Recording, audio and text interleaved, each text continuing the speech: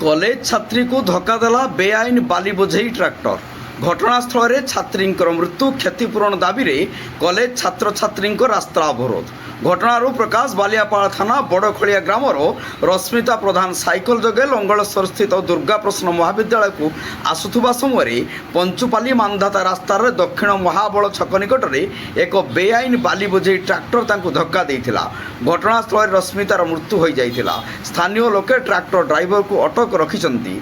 छात्री मृत्यु घटना विद्युत बेगर महाविद्यालय पहुंचवा पर तांको परिवार को क्षतिपूरण दाबी कॉलेजर शताधिक छात्र छात्री महाबला निकट रास्ता अवरोध करिसंती। पुलिस पहुंची बुझासुझा करने सहित अधिक तदंत जारी रही। बालियापाड़ ज्योतिरादित्य पात्रों रिपोर्ट, जनता एक्सप्रेस।